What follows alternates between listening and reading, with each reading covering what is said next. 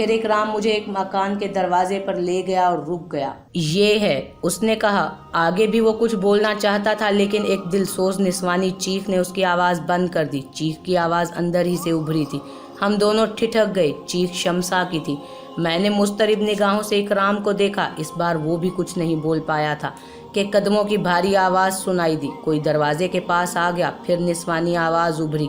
بے آبرو نہیں ہوں، سمجھا کیا ہے تو نے مجھے؟ 2 بھائیوں کی بہن ہوں، 2 کڑیل بھائیوں کی، تیری اور تیرے بے غیرت دوست کی جاگیر نہیں ہوں۔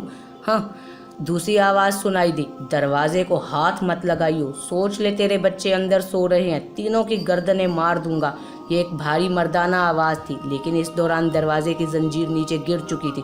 خدا کے لیے، تجھے خدا کا واسطہ ہاتھ جوڑتی ہوں تیرے، مان لے میری بات۔ لجاجت بھری آنسوؤں سے ڈوبی آواز پھر ابھری۔ یہ آواز شمسا کی تھی۔ نکل گئی ساڑی اکڑ؟ آجا شاباش، اندر آجا، تیرے بچوں کی زندگی کا سوال ہے، یہ زنجیر چڑھا دے، کوئی تیری مدد کو نہیں آئے گا، تیرے کڑیل بھائی کہیں مزے سے سو رہے ہوں گے، آ چل زنجیر چڑھا کر اندر آجا۔ میرا پورا بدن لرزنے لگا۔ اکرام کی کیفیت بھی مجھ سے مختلف نہیں تھی۔ اس نے دروازے کو لات ماری اور دروازہ کھل گیا۔ شمسا کھڑی ہوئی تھی۔ اس سے 2 گز کے فاصلے پر ایک لمبا چوڑا آدمی کھڑا تھا۔ دونوں ہی اچھل پڑے۔ شمسا کے حلق سے پھر چیخ نکل گئی۔ وہ دوڑ کر اکرام کے قریب آئی۔ بچا لے مجھے میرے بھائی، تجھے اللہ کا واسطہ بچا لے مجھے میرے بھیا، میرے بھائی، میرے بچے اندر ہیں، یہ مار دے گا انہیں۔ پیچھے کھڑا شخص آگے بڑھایا اور گھراتے ہوئے لہجے میں بولا، کون ہو تم دونوں؟ اندر کیسے آئے؟ میں پوچھتا ہوں تم میرے گھر میں کیسے گھسے؟ ڈاکہ ڈالنا چاہتے ہو؟ ابھی پولیس کے حوالے کرتا ہوں تمہیں۔ اکرام نے شمسا کو پیچھے ہٹایا اور پتھرائے ہوئے انداز میں آگے بڑھا، لیکن اس سے پہلے میں نے قدم آگے بڑھا دیے۔ میں نے ہاتھ سیدھا کر کے اکرام کے سینے کے سامنے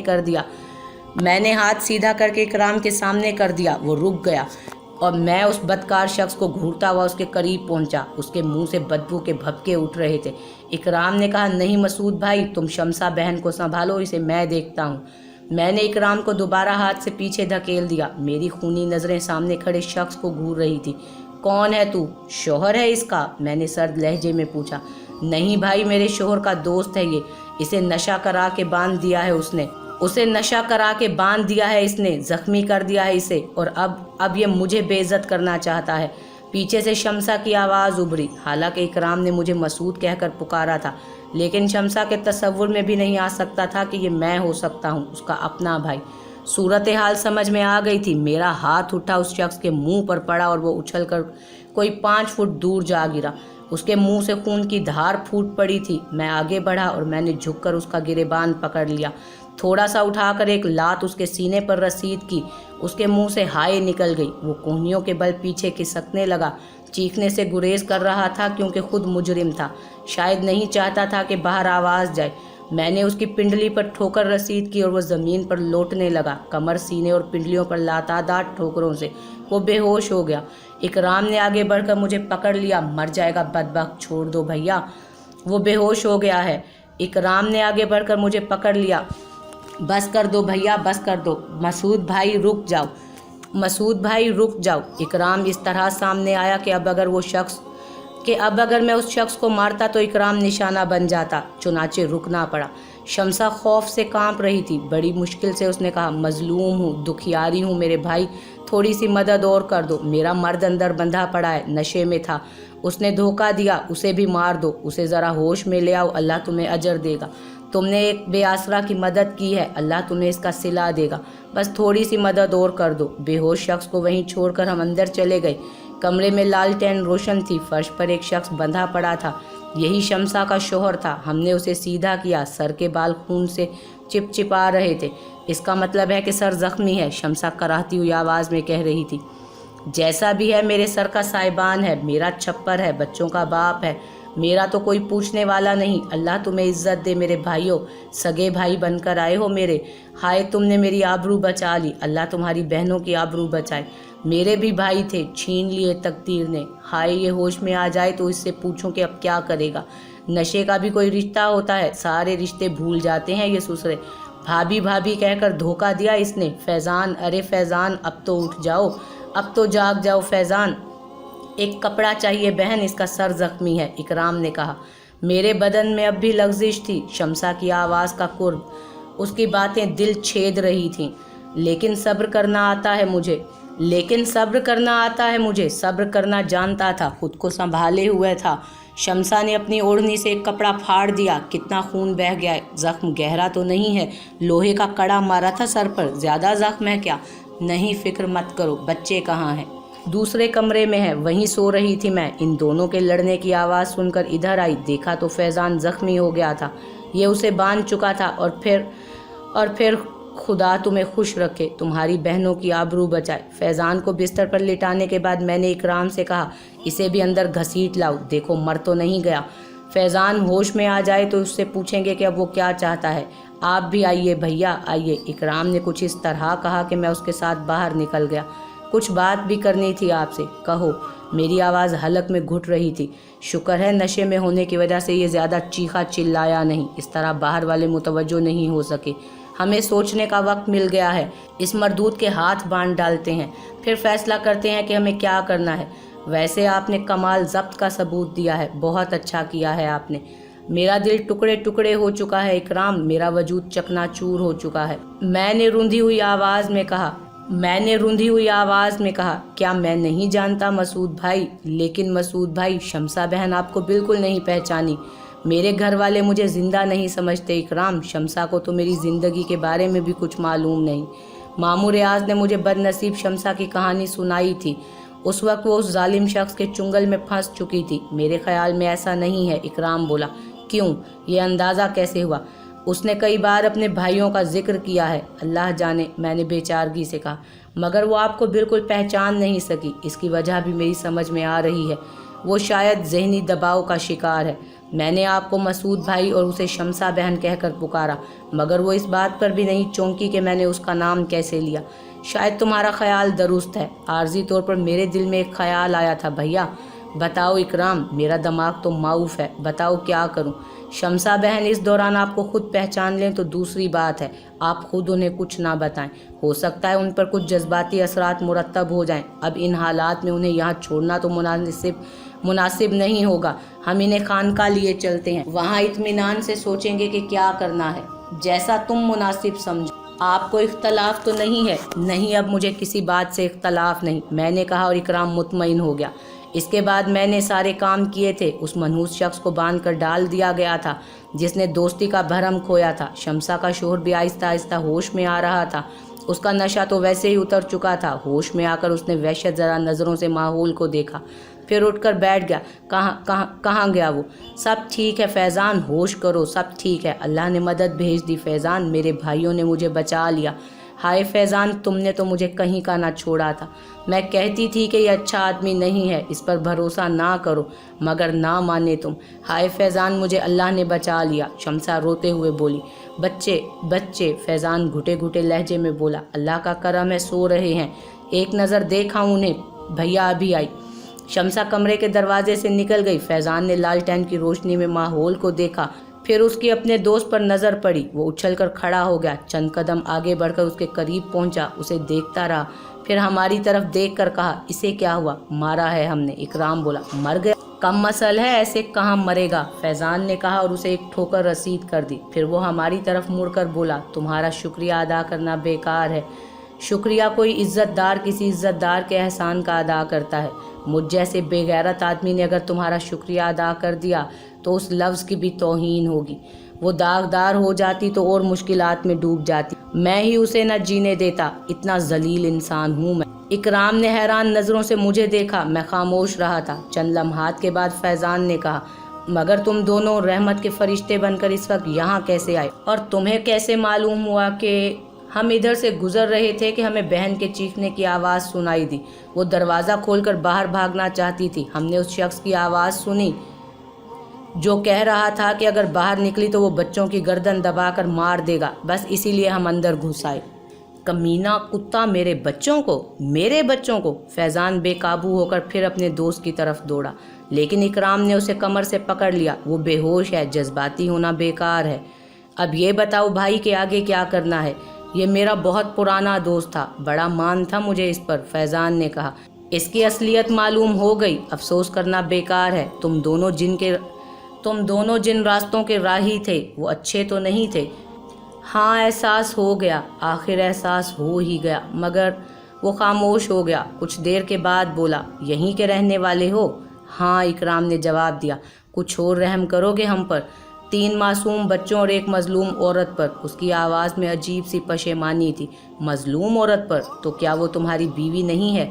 ہے تو صحیح، اللہ کے سامنے تو میں نے یہی اقرار کیا تھا کہ اس کا محافظ بنوں گا، مگر وعدہ پورا نہیں کیا میں نے۔ جو ہونا تھا ہو چکا ہے، کیا کر سکتا ہوں؟ ظلم کیے ہے میں نے اس پر، کاش آنکھ نہ کھلتی۔ اس سے بھی معافی نہیں مانگوں گا، جھوٹ سمجھے گی، کبھی یقین نہیں کرے گی، کوئی بھی فائدہ نہیں۔ کیا کر سکوں گا اس کے لیے؟ بیکار ہے۔ ارے ہاں، اپنی بات لے بیٹھا، تم سے رحم کی بھیک مانگ رہا تھا، اپنی کہانی سنانے لگا۔ بولو کیا چاہتے ہو؟ اس سے تو دشمنی پکی ہو گئی، اس کے ساتھ تو رہا نہیں جا سکتا، تھوڑی سی مدد کر دو، عارضی طور پر سر چھپانے کی جگہ دے دو، کچھ کمانے کی کوشش کروں گا، پھر یہاں سے نکل کر کہیں اور چلا جاؤں گا۔ یہ مت سمجھنا کہ نیکی گلے پڑ گئی، مجبوری ہے، چھوٹے بچوں کا ساتھ ہے، ورنہ کہیں اور نکل لیتا۔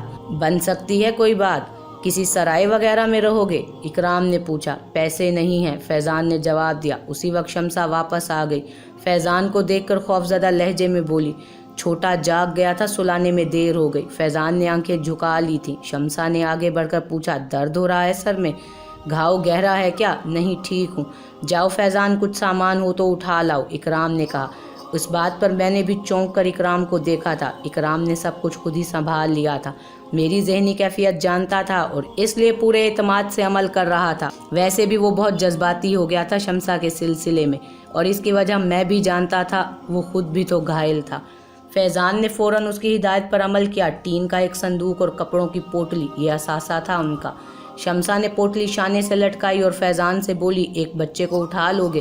فیضان خاموشی سے اس کے پیچھے چل پڑا، اس کے پیچھے اکرام اور پھر میں۔ فیضان نے ایک بچے کو اٹھایا تو اکرام نے فوراً اپنی گود میں لے لیا۔ شمسہ نے دوسرے بچے کو اٹھایا تو میں نے ہاتھ پھیلا دیے۔ نرم ننھا سا وجود میری آغوش میں آیا تو محبت کے سوتے کھل گئے۔ بھانجا تھا میرا، ماموں تھا میں اس کا، اپنی خوشبو آ رہی تھی اس کے بدن سے، میں نے اسے بھینچ لیا۔ تیسرے بچے کو فیضان نے اٹھا لیا، اکرام نے صندوق بھی ہاتھ میں لٹکا لیا تھا۔ اس طرح ہم گھر سے باہر نکل آئے۔ میں جانتا تھا کہ اکرام نے انہیں خانقاہ لے جانے کا فیصلہ کیا ہے، اس سے عمدہ جگہ ہو بھی نہیں سکتی تھی۔ خانقاہ کا رخ کرتے ہوئے شمسہ چونکی تھی، اور پھر میں نے اسے آنکھیں پھاڑ کر اکرام کو اور خود کو دیکھتے ہوئے پایا تھا۔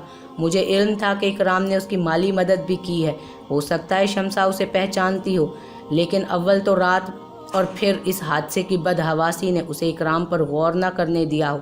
مگر اب راستہ طے کرتے ہوئے وہ بار بار ہمیں دیکھ رہی تھی۔ ہم خانقاہ پہنچ گئے، میں انہیں اپنی رہائش میں لے گیا تھا۔ اکرام نے کہا، فیضان بھائی، آپ اور بہن یہاں آرام سے رہیں، اطمینان رکھیں، سب ٹھیک ہو جائے گا۔ یہ مزار کس بزرگ کا ہے؟ فیضان نے کہا، جو کچھ بھی ہے آپ کو یہاں تکلیف نہیں ہوگی۔ ہم دونوں انہیں چھوڑ کر باہر نکل آئے، ایک کھلی جگہ پتھر پر بیٹھ گئے۔ تاحد نگاہ پراسرار رات پھیلی ہوئی تھی، انوکھی کہانیوں کی رات۔ اکرام نے کہا، کیسی عجیب کہانی ہے، اب کیا سوچ رہے ہیں مسعود بھائی؟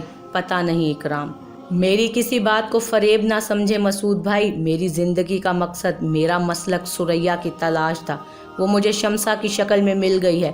اگر وہ ثریا نہیں ہے تو کیا ہوا، شمسہ تو ہے، بلکہ شمسہ کا مل جانا میرے لیے بڑی ڈھارس کا باعث ہے۔ جس طرح تقدیر نے مجھے شمسہ دے دی، اسی طرح ثریا بھی ضرور مل جائے گی، میرا ایمان ہے۔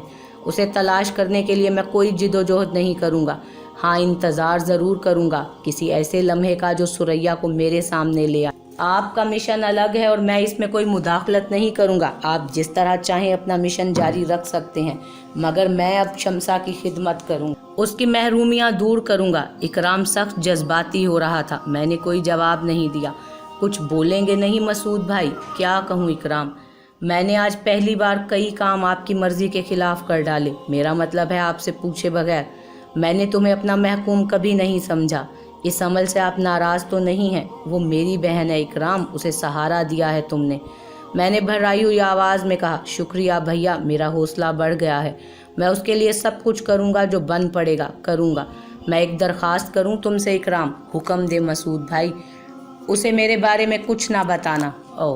اکرام آہستہ سے بولا، کچھ دیر سوچتا رہا، پھر بولا، ٹھیک ہے، حالانکہ میں نے سوچا تھا کہ خیر آپ جو بہتر سمجھیں، ٹھیک ہے، میں نہیں بتاؤں گا، جاؤ آرام کرو، کہیں بھی پڑ رہنا، خانقاہ وسیع ہے۔ इकराम कुछ देर बैठा रहा, फिर वहाँ से उठकर एक तरफ चल पड़ा। दिलो दिमाग पर मेरे शदीद बोझ था, सख्त ही जान का शिकार हो रहा था।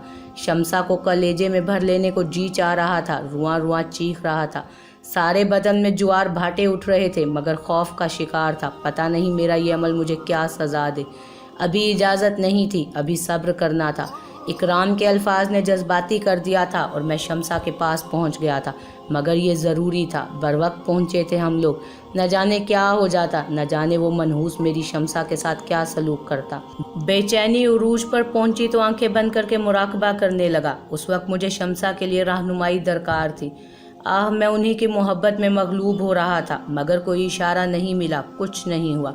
ऐसा होता था, बाज़ औक़ात छोटी सी बात के लिए इशारे मिल जाते थे और बाज़ औक़ात कुछ नहीं पता चलता था।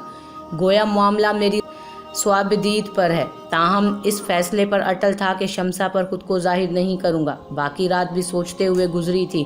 फैज़ान अब बेहतरी की तरफ माइल है, उसके बारे में किसी हद तक मालूमात हासिल हो गई थी। उन्हें एक नामालूम मुस्तकबिल के सुपुर्द नहीं किया जा सकता था। कुछ करना होगा इनके लिए, मगर क्या? दूसरी सुबह शामी मेरे पास आ गया। वो मसूद भाई, आपके कुछ मेहमान आए हैं। हाँ शामी, मैं आपसे मिलने गया था, मगर वहाँ एक खातून और चंद बच्चों को देखकर हैरान रह गया। वो कुछ दिन यहीं रहेंगे शामी। ठीक है, मुझे उनके लिए हिदायत दे दें। उनकी ज़रूरतें पूरी करनी है, मेरे ऊपर तुम्हारा एहसान होगा। मैंने समाजत से कैसी बातें कर रहे हैं मसूद भाई, अंधे तो नहीं हैं हम सब लोग। जानते हैं कि यहाँ तुम्हारे दम का ज़हूर है। बड़े बाबा तो न जाने कहाँ गुम हो गए। उसे तलाश करने की हर कोशिश नाकाम हो गई। तुमने बस कह दिया कि वो तुम्हारे मेहमान हैं तो सब ठीक हो गया। हमारा फ़र्ज़ है उनकी देखभाल करना, तुम इत्मीनान रखो। शुक्रिया शामी। वहाँ से उठकर खानकाह में जा बैठा। नाश्ता वगैरह वहीं कर लिया था। फिर इकराम आ गया। शमसा ने मुझे पहचान लिया है मसूद भाई। क्या मतलब? वो आपने कुछ पैसे दिए थे ना मुझे, मैं खुद उसको देने गया था। सुबह को मुझे देखकर हैरान हो गई। बहुत मासूम है वो। फैज़ान के सामने ही बोल पड़ी कि भैया तुम वही हो ना जिसने मुझे पैसे दिए थे। मुझे तो नहीं पूछा था, मैंने आहिस्ता से कहा। पूछा था। कहा? क्या कहा था? कहने लगी दूसरे भैया कहाँ हैं। मैंने जवाब दिया वो बाहर गए हैं, किसी भी वक्त आ सकते हैं। फैज़ान का क्या हाल है? सख्त शर्मिंदा नज़र आता है, बिल्कुल खामोश है। एक लफ्ज़ मुंह से नहीं निकाला उसने मेरे सामने। शमसा से कहना पर्दा नशी लड़कियों की तरह अंदर रहे, किसी के सामने ना आए। ठीक है, कह दूंगा। उसके बच्चों के क्या नाम है? मैंने पूछा और इकराम मुझे उनके नाम बताने लगा। वो अजीब सी कैफियत का शिकार नज़र आ रहा था। बाहर सूरत मैंने बड़े ज़ब्त से काम लिया। शमसा मुझसे चंद कदम के फासले पर थी। दिल तो चाहता था कि एक लम्हा निगाहों से ओझल ना होने दूं, मगर रात के बाद मैंने उसे दोबारा नहीं देखा था। शाम को फैज़ान बाहर निकल आया। मैंने उसे मगरिब की नमाज पढ़ते देखा था और मुझे खुशी हुई थी। इंसान अल्लाह के हुजूर सरबसजूद हो जाए तो बुराइयां मुरझा जाती हैं। उसे खौफ होता है कि वो सर झुकाकर उसे अपनी बुराइयों का क्या जवाब देगा। मैं उसके पास तो नहीं गया, मगर जब शमसा के बच्चे बाहर निकल आए तो मैं खुद को बाज ना रख सका। ये मेरी बहन के बच्चे थे, मैं उनका मामू था, सगा मामू। मैं बेख्तियार होकर उनके पास पहुंच गया। फैज़ान ने मुझे पहचान लिया। आ गए आप शाह साहब? कहो क्या हाल है फैज़ान मियाँ? हुजूर सख्त ज़ख्मी हूँ, अपने ज़ख्मों के लिए मरहम चाहता हूँ, फैज़ान ने सिसकती हुई आवाज़ में कहा। अल्लाह तुम्हें सुकून अता फरमाए, मैंने बच्चों से खेलते हुए कहा। दिलो दिमाग में सख्त हिजान बरपा है। न जाने क्या क्या कहना चाहता हूँ, मगर किससे कहूँ, कैसे दिल हल्का करूँ? कोई है जो मुझ पर यकीन कर ले? शमसा तुम्हारी बीवी है, मैंने कहा। नज़र मिलाने के काबिल नहीं हूँ उसके। जो कुछ मैंने उसके साथ किया है अल्लाह उसे कभी माफ़ नहीं करेगा। अगर तुम शमसा के मुजरिम हो तो उससे माफ़ी मांग लो। उसने माफ़ कर दिया तो अल्लाह भी तुम्हें माफ़ कर देगा ज़रूर। बहुत शर्मिंदा हूँ मैं उससे। उसकी शख्सियत तबाह कर दी मैंने। बहुत ज़हीन, समझदार, ज़ीरक और मामला फ़हम थी। इतना सताया मैंने उसे कि तीसरे दर्जे की औरत बन गई वो। सब कुछ उसके दिल में है, मुझसे ज़्यादा और कौन जानता है उसे। फैज़ान की सिसकियाँ उभरने लगी। वो क्या कहती है? अब तो कुछ नहीं कहती, बहुत कुछ कह चुकी है, मगर उस वक्त मैंने सुना ही नहीं था शाह साहब, मेरे कान बंद थे। मुझे अपने माजी के बारे में कुछ बताओगे फैज़ान? आप सुन लेंगे शाह साहब, वादा करें कि आप सुन लेंगे। आप मुझे जलील करें, खूब जलील करें शाह साहब। आप लोगों ने, आपने और इकराम भाई ने मेरी बीवी की इज्जत बचाई। वो पाकबाज औरत है, एक शराबी, एक बदकार इंसान होने के बावजूद मैं उस पर हर इल्ज़ाम लगाना चाहता था, हर तरह उसे जलील करना चाहता था। मगर मैंने कभी बदकारी का इल्ज़ाम नहीं लगाया उस पर, इतनी पाकीज़ा है वो। और मैं नहीं लगा सका उस पर बदकारी का इल्ज़ाम, इतनी ही पाकीज़ा है वो। उसकी रगों में दौड़ने वाला खून ऐसे नेक इंसान का खून है कि उसकी बेहुरमती पर अल्लाह मुझे कभी मुआफ़ नहीं करेगा। शुक्रिया फैज़ान, मेरे मुंह से बेइख्तियार निकल गया। मगर फैज़ान जज्बात में इस कदर डूबा हुआ था कि उसने मेरे जुमलों पर गौर नहीं किया। वो बोला, बुरे लोगों का साथ रहा, अच्छाई पे नज़र ही ना गई मेरी। ये बड़ा दरबार है, मैं समझता हूँ मुझे यहाँ बिला वजह जगह नहीं मिली, शायद मेरे गुनाहों का कफ़ारा हो जाए। फैज़ान ने डरते हुए कहा। अब्बा क्यों रो रहे हैं? शमसा के बड़े बच्चे ने मुंह बिसोरते हुए कहा। कुछ नहीं बेटे, अब ये हमेशा हंसेंगे। इकराम, मैंने दूर से गुजरते इकराम को आवाज़ दी।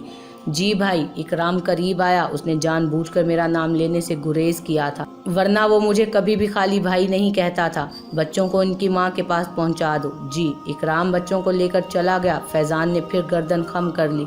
कुछ देर वो सोचता रहा, फिर बोला, मैं सुहानपुर में रहता था, माँ बाप मर चुके थे, 4 बहन भाई थे हम लोग, 3 शादीशुदा थे, मैं सबसे छोटा था। भाइयों के रहमो करम पर था, भाई मुझसे बेनियाज थे। एहसास महरूमी ने मुझे अपने दोस्तों का राही बना दिया। बुराई की तरफ कदम बढ़ाओ तो दोस्तों की कमी नहीं होती। बहुत से बुरे दोस्त मिल गए थे मुझे भी, भावजें हर तरह जलील करती रहती थीं। मैंने एक दिन बड़ी भाभी से कहा, भाभी मेरी शादी कर दें। खूब, बीवी को कहाँ रखोगे? ये घर मेरा नहीं है क्या? आईना देखा है कभी? क्यों? साफ साफ सुनोगे? भाभी बड़ी तेज तरार थी। अब तो सुनना बहुत ज़रूरी है। मैंने भी भारी लहजे में कहा, कितने अरसे से खा रहे हो हमारे सर पर? क्या खर्च है तुम्हारा? मेरा खर्च तो बड़े भैया उठाते हैं, कुछ शर्म आती भी है तुम्हें? सुनो फैज़ान, गौर से सुनो, तुम्हारे तीनों भाइयों में से कोई तुम्हारा खर्च उठाने के लिए तैयार नहीं है। और क्यों उठाएं वो तुम्हारा खर्च? जवान हो, तंदुरुस्त हो, ये बात हम सब के दरमियान हो चुकी है। इस मकान में तुम्हारा हिस्सा था, आज तक तुम्हारा खर्च उसी में से उठाया जा रहा है, वो हिसाब भी बराबर हो चुका। समझ में आ गया? भाभी की ये बात मुझे बहुत बुरी लगी थी, लेकिन मैं खामोश हो गया। मैंने उन्हें कोई जवाब ना दिया। मगर मैं इस बात पर उनसे नाराज़ नहीं हुआ, बल्कि मैंने संजीदगी से सोचा, वाकई मैं बहुत पस्त हो गया हूँ। मैंने एकदम खुद को बदल लिया, नौकरी की, दूसरे काम जाने लगा, तेज चालाक था, पैसे कमाना मुश्किल साबित ना हुआ। मैंने अपनी हैसियत बदल ली। भाई भी खुश थे, भावजें भी, उन्हें भी बहुत कुछ जो देता था। पुराने दोस्तों को छोड़कर, हर बुरी आदत छोड़कर। मुझे तकलीफ़ तो हो रही थी, लेकिन मैं ये सब कुछ बर्दाश्त कर रहा था। एक अच्छा इंसान बनना चाहता था मैं। फिर मैंने शमसा को देखा। ये लोग नए नए हमारे मोहल्ले में आकर रहे थे। शमसा मुझे भा गई। उसके वालिद साहब का नाम महफूज अहमद था। एक और साहब उनके साथ रहते थे, जिनका नाम रियाज अहमद था। किसी कदर परेशान हाल थे वो लोग, मगर शरीफ थे। बड़ी आरजुओं के साथ मैंने अपनी भाभियों को शमसा के घर रिश्ते के लिए भेजा। वहाँ से जवाब मिला कि सोच कर जवाब देंगे। मैं इंतज़ार करता रहा, मगर वहाँ से कोई जवाब नहीं मिला। एक बार फिर मैंने भाभियों से कहा तो मेरी मंजली भाभी ने मुझ पर तंज करते हुए कहा, बेकार है फैज़ान, तुम्हारी शोहरत दूर दूर तक है, कौन जानबूझकर मक्खी निकलेगा। अब मैं ठीक हो चुका हूँ भाभी। ठीक हो चुके हो, देख लेना जो जवाब मिलेगा, देख लेना। अगर ऐसा हुआ तो अच्छा नहीं होगा भाभी, कहा ना, खुद देख लेना। मेरी भाभी दोबारा महफूज अहमद साहब के घर गई, मगर जवाब वाकई मंजली भाभी के ख्याल के मुताबिक था। महफूज अहमद साहब ने कहा कि तस्दीक करने से पता चला है कि लड़के का चाल चलन अच्छा नहीं है, इसलिए हम माजरत ख्वाह हैं। भाभीयों ने मेरा खूब मजाक उड़ाया और मैं जलकर कबाब हो गया। मैं खुद उन लोगों से मिला। अपना नाम बताकर मैंने कहा कि बेशक मैंने कुछ वक्त गलत लोगों के साथ गुजारा है, मगर अब मैं मेहनत करके रोज़ी कमा रहा हूँ। मेरी ज़ात से उन्हें या उनकी बेटी को कोई तकलीफ़ नहीं पहुँचेगी। मगर शमसा के मामू ने साफ इनकार कर दिया। मेरी मिन्नत समाजत पर कोई तवज्जो नहीं दी और मेरा दिमाग फिर उलट गया। मैंने शमसा को अपने चंद दोस्तों की मदद से अगवा कर लिया और उसे लेकर सुहानपुर से दिल्ली आ गया। फिर इलाहाबाद पहुंचा और वहां उससे निकाह कर लिया, मगर उन लोगों की जिद ने मुझे फिर उन्हीं रास्तों पर ला डाला था। इसके बाद मैं शमसा से इंसाफ नहीं कर सका। उसे देखकर मुझे अपनी तौहीन का एहसास होता था, लेकिन शमसा फैज़ान खामोश हो गया। ये मेरे घर की कहानी थी, उन सब की कहानी जिनके लिए मेरा दिल खून के आंसू रोता था। बहुत देर तक खामोशी तारी रही, फिर तजस्सुस ने सर उभारा। मैंने कहा, शमसा के वालिदैन फिर नहीं मिले तुमसे? मैंने तो अपने भाइयों से भी कभी नहीं मुलाकात की, उन बेचारों से क्या मिलता। तुम्हारा ख़ानदान सुहानपुर में भी आबाद है?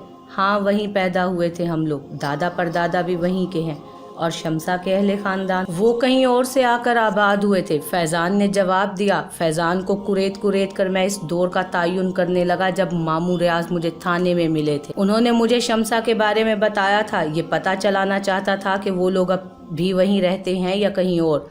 फैज़ान इस बारे में कुछ नहीं बता सका, अलबत्ता मैंने उससे उसके घर का पता ज़रूर पूछ लिया था। दूसरा दिन अर्जियों का था। 2 दिनों की तैयारियां होती थीं, ख़ास ख्याल रखा जाता था। बाकी दिन आम होते थे। हालांकि खानकाह के अकीदतमंद आम दिनों में भी आ जाते थे, उन पर कोई रोक टोक नहीं थी, लेकिन आम दिनों में वो उस झूठी कब्र पर नहीं जा सकते थे। बस मंगल को अर्जियों के लिए और जुमारात को उनके जवाब के लिए वो अंदर जाते थे। इस ढोंग पर मेरा दिल रचता था, मगर ये मैंने नहीं रचाया था। इसका सिलसिला तो बहुत पहले से चल रहा था। दिलचस्प बात यह थी कि जिसने इस सिलसिले का आगाज़ किया था वो मर्तबा पा चुका था और बड़ाई हासिल करने न जाने कहाँ कहाँ चला गया था। हम लकीर पीट रहे थे। एक बार इकराम से इस सिलसिले में बात भी हुई थी। उसने मुझे बहुत सहारा दिया था। ये सब कुछ जो हम कर रहे हैं इकराम, क्या ये बेहतर है? क्या मसूद भैया, हमें मालूम है कि ये सब फरेब है, ना ये किसी का मज़ार है, ना इसकी और कोई अहमियत है। लोग इसके बारे में तवक्कुआत लेकर आते हैं और हम उन्हें झूठे सहारे देते हैं। वो सहारे झूठे तो नहीं होते भैया, इन्हें फ़ायदा पहुंचता है तो ये लोग आते हैं ना आपके पास। जो कुछ आप जानते हैं उन्हें बता देते हैं। सभी कह रहे हैं कि जब से आप खानकाह में आए हैं ज़रूरतमंदों को बहुत कुछ मिल रहा है। यहाँ आने से वो फरेब का सिलसिला तो ख़त्म हुआ ना, और हाजतमंदों की असल ज़रूरियात पूरी हो रही हैं। भैया, ये कम है कि लोगों को डाकू संतू खान से निजात मिल गई। आप खुद बताइए, क्या ये गुनाह है? मगर वो एक झूठी आस लेकर आते हैं। इसके बरक्स अगर वो आम हैसियत से आते तो ये एक दुकान हिकमत है भैया। आप किसी भी जगह पर दुकान खोल लेते, उसकी हैसियत इससे अलग ना होती। वहाँ फिर लोग खुलकर दिल की बात ना बताते। रूहानी ताल्लुक कुछ और होता है और किसी अपने जैसे से दिल की बात कर लेने का मसला कुछ और होता है। हमें इस फरेब से रोज़ी हासिल होती है। यहाँ वही कुछ लेकर आता है जिसे फ़ायदा हासिल होता है। आप खुद सोचें, इस तरह बहुत सौ को रिस्क हासिल हो रहा है। पहले लोग डाका जनी करते थे। मैं ठंडी सांस लेकर खामोश हो गया। अर्जियों का सिलसिला शुरू हो गया और मैं उन्हें लिखता रहा।